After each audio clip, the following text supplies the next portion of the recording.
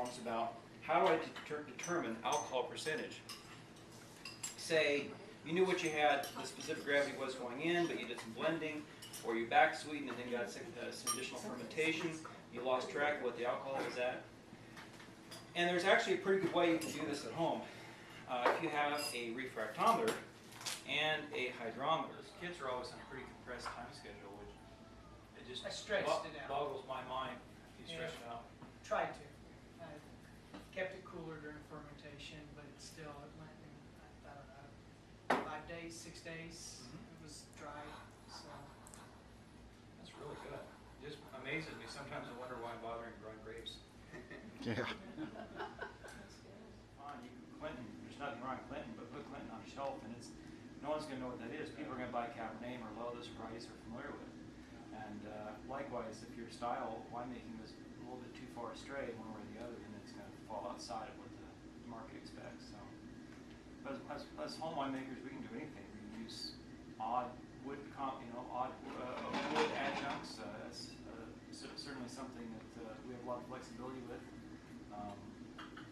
Toy with the chemistry. And we're voting on the winemaker.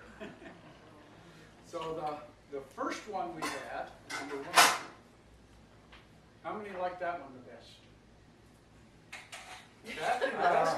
Yep. We got 2. We got 2 that like that one. I really did, if you didn't drink a whole lot of it, I thought it was great. Yep, I agree. That's the way I feel. Very good. Okay. The second one, how many like that one the best? Me, absolutely. Yeah, I think I did too. And the third one, how many like that one the best?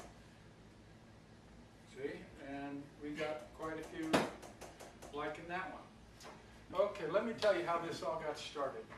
After the December meeting, Ron and I were having an email conversation, and I said, wine is made in the vineyard. And after I said that, I started thinking about it, you know. What do? We just get wine and we take it in and we follow a recipe, and when we follow the recipe, if we have good grapes, you get good wine, and if you don't have good grapes, you don't have good wine. Well, I don't think that's necessarily true after my thoughts. So, this first wine is a Carignan, and we got the grapes in Mexico. Ron remembered Brett and I going down there and getting them. And we crushed and destemmed the grapes, and we pressed them immediately. And then I fermented the juice. The third wine is Carignan that I got down in Mexico. And we crushed and destemmed, and I fermented on the skins. This third wine is 71% Carignan. This was the second wine, actually. And it's 29% Grenache.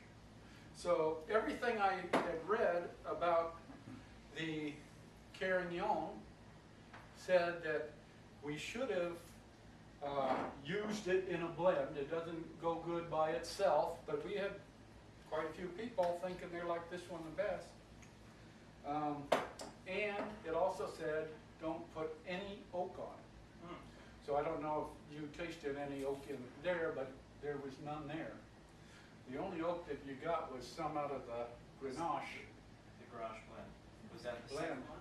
That was the second one. That's the one where you said noticed it. And but the Grenache got some oak to it, but the Carignan didn't. Is your third the blend? The second was the blend. Second was the blend, okay. Yeah, and the third was the straight that I Yeah. fermented on the skins. So what we have to do as a winemaker, our role is to decide what style of wine that we want to make. And as you can see, out of the same grapes here, I got 3 different wines, and nobody said they tasted the same, any of them. You were able to distinguish, you know, the different flavors. From Underwood Mountain Vineyards. So these are actually from, I bought these from Brent.